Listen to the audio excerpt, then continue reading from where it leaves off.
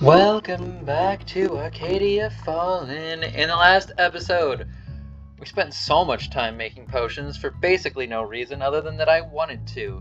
But we might be able to learn more about Elizabeth's past now because of how many freaking potions we made. How did you become the spirit alchemist? About that. What happened during your time with the Empire? Elizabeth looks uncomfortable, silently mulling over her answer before she sighs. It's not that simple. It all began with the uprising in the north. Some mad mage had roused the spirits of some vicious demons and was wreaking havoc across the mountains. Our normal weapons were proving ineffective, so a lot of effort was put into finding a solution. I see. A young prodigy tinker mage, Liv, came up with an insane idea. She wanted to create a portable device that could be used by non-mages by fueling the spells with the souls of demons. It was the perfect solution. Get rid of the demons by trapping them in the very weapon then used against the human army behind them. Everyone thought she was insane, of course, but she somehow managed to claw herself a small research budget and approval of the Paragons. A small team was assembled, Liv herself, of course, and a spirit mage, Bjorn, myself as the unlucky guinea pig, and 2 knights from Eridus, Chris and Alethea. I wonder. We were stationed out here in the boonies for years, and the 5 of us became almost a family of sorts. Our days were spent assisting Liv in her vision. Eventually, she was successful. If just... The spirit locket she built was exactly what we needed to turn the tides. We all went there to the front lines ourselves and saw things to the end. The uprising quelled, and I and the others were hailed as heroes.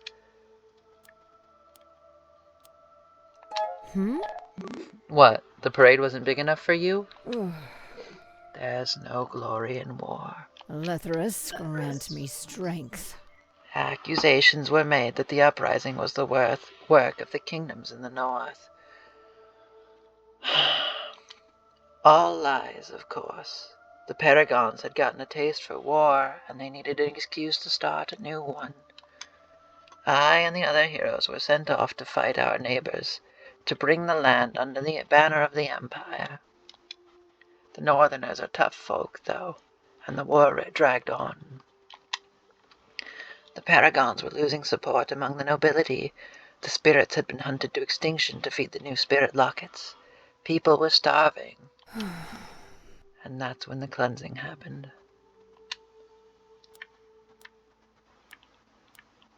What did the archivists have to do with any of this? They were merely scapegoats. Elizabeth smiles wryly. I see. When your failed politics are throwing the land into chaos, and it's much easier to blame the ones documenting the truth than to actually fix things. The Empire made up some excuse, found a corrupt mage or 2 to use as an example for the entire profession, and then they sent us to kill them. And we did. Elizabeth has a faraway look in her eyes as she speaks. If just... An entire line of mages slaughtered with the very weapons they helped to create. The war was eventually won, the kingdom was annexed, and its people fleeing into the mountains. And I left the Empire. That's awful. It's not that simple. a heroic deed does not make a heroic life. I was too blinded by our first achievement, by love, to realize where it was all going. Alethea doesn't see it my way. She still believes it was the only way to gain peace. If she truly believes that, or just needs to believe it to justify what we did, I don't know. I hope Victoria doesn't take after her in that regard. She is a sweet girl. She deserves better. But that is quite enough of that. I am tired now. Be careful out Please, there. excuse me. Except, I gotta make a ward. How did it go? Artemis, how did it go? Oh, we're making I'm wards. ready. I got the ingredients. Let's make these wards. I see. Very well. I'll show you how it's done. Protective ward. We made that one once, but now we get to make it again. So we need F6. We need square. We need square. Well, we do also need 4.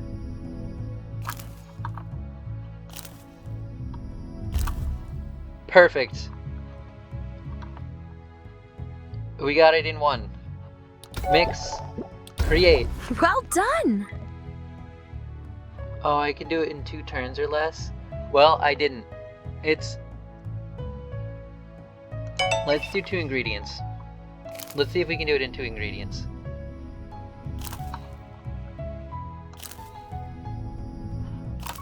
Who's got the 4?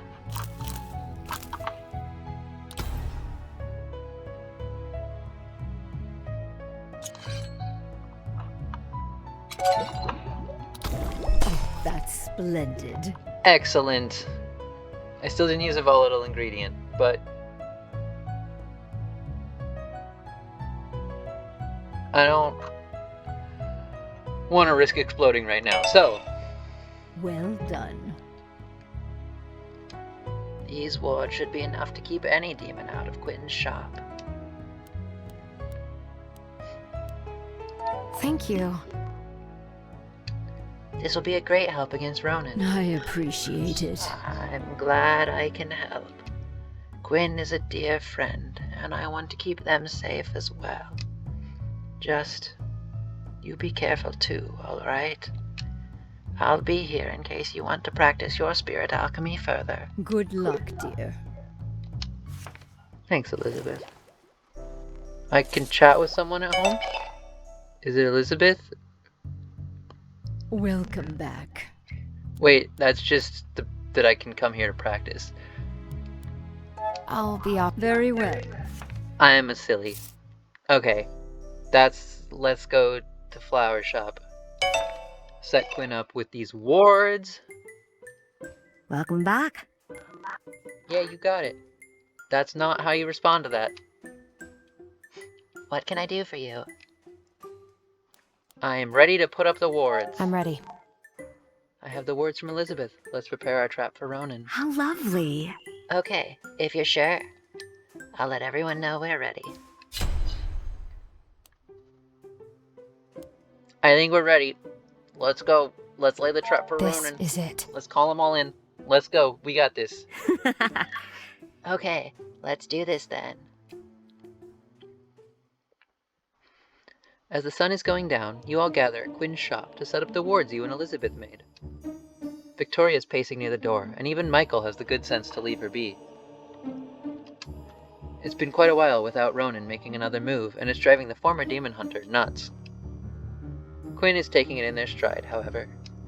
Looking delighted to have so many guests, they've been flitting around serving tea and are now engaged in deep discussion with Caden about the flora found in the southern mountains. You finish setting up the wards just as Mime comes creeping in through the door, the bell giving her away. How curious. You were cutting it quite close there, Mime. A few more minutes and you'd have been trapped on the wrong side of the ward. Sorry.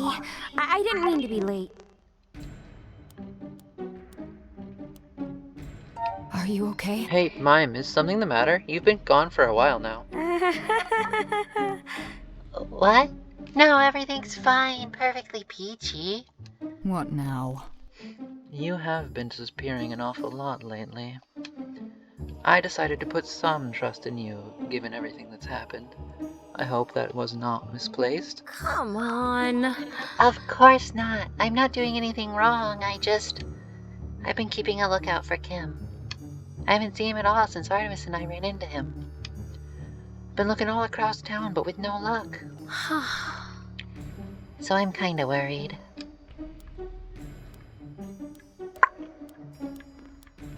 Oh no. That is kind of worrying. Hear me out.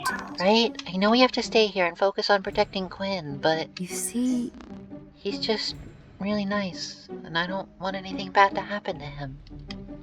I know we haven't actually talked much, but I get this feeling from him. It's a bit difficult to explain, but his soul smells like home. really? Home. Quinn has stopped pouring tea and is giving Mime an odd look. Yes, I know it sounds odd, but he reminds me of the forest, of tall trees and grass and wildflowers. Kim is like Quinn. Kim's gonna be a plant mage. That's new. Is something the matter, Quinn? Anne looks with concern at her friend, and Quinn hums. How curious. It's just... I just talked with Artemis about this earlier. Nature mages like myself are often those most vulnerable to spirits. They seek us out unprovoked because the magic we use is appealing to them. We feel like nature, so to say. Really? Huh. I guess you do give off a very similar feel, Quinn. I just always assumed it was the shop that smelled like this. Huh. The more you know. Mime, I think you're missing a detail here. Yeah, this means Kim is in danger. Like, a lot more danger than we realized. Huh? What? This... Huh? Could Kim really be a mage? If that's true, then that changes all of our plans. Whoa! Kim's a... what now? Wait, so that's why he was able to see me in the woods when we were looking for lilies. It totally makes sense. He what? Why didn't you say anything? Yikes! Ah, I just assumed I had messed up my spell or something. This is bad. If Ronan's aware of this, it's likely Quinn wasn't the target at all. You hear the bell of the door. You whip around to see the haughty grin of Goldner as he confidently strolls inside. Good evening. No, you go away. How fortunate that you are all gathered here together. I have something important to discuss with you all. Get out of my house. It's not my house. Get out of Quinn's house. About that. Can't this wait? We're in the middle of something important here. As if I'd be dismissed by such a pathetic excuse. Disgusting. I know you're the ones who broke into my home and stole precious documents of mine, and I am here to get them back. Oh, yes? You and which army? Goldner merely grins. Shapes appear in the darkness behind him, lining up outside the door. Thieves! Burn it down! You will pay! Alethra's mercy. Well, they don't sound happy. Oh, really? An angry mob. Brilliant. The yelling continues as Goldner strokes his beard with a chuckle. It seems a nasty rumor has spread among my workers after the unfortunate break-in. The thieves walked off with not only my personal belongings, but also their precious salary for next month. Needless to say, they are not thrilled. Interesting. I believe what you meant to say is that you have been feeding your workers lies and are now using their anger as a weapon. Pathetic. I never lied to them. I simply see no need to correct their perception of the situation. Why should I uphold your reputation when you're the ones who've wronged me? If this slight were to be corrected, however, I might be inclined to step outside and clear up this misunderstanding. So, you're threatening us? This shall be good. Nothing of the sort. I am simply a businessman trying to strike a deal. So... I don't think you understand what's at stake here. We're all in grave danger, and we really don't have time for this. Oh, really now? I'm not falling for such a petty trick. If that is your decision, then I guess I will be going. I wish you all a lovely evening. With a mock bow, he strides back towards the door. Mime suddenly tenses behind you, grabbing onto the back of your shirt. Something's wrong. There's something outside. Goldner opens the door, walking out with a confident gait, right until a fist connects with his gut, and he is thrown back with a yell onto the flower shop floor. What in the world? We tried to warn you, dude. A tall man steps through the door, eyes wild with unnatural rage. Kill the mages. Everyone, remember the plan. This is it. We've planned for exactly this situation. Let's go. Michael, we need to get those boards up, and Victoria, the door. Got it. Already on it. Victoria steps over the writhing and whimpering form of Goldner to push the frenzied human back. Caden rushes in to help her slam the door shut and hold it as fist starts pounding against the wood. Now, Artemis. You and Michael make quick work of the remaining wards, the spell flaring to life with crackling blue energy. It bends and bounces like a great soft bubble around the shop, and the fists and stones hammering away on the outside are repelled with a soft bounce. Well, isn't this neat? That should keep them out. Though it will also keep us in. With that guy. You all stare at Goldner, who is slowly recovering from his fall, wheezing and spitting angrily. What? That imbecile punched me. When I'm done with him. You're not going outside for the moment.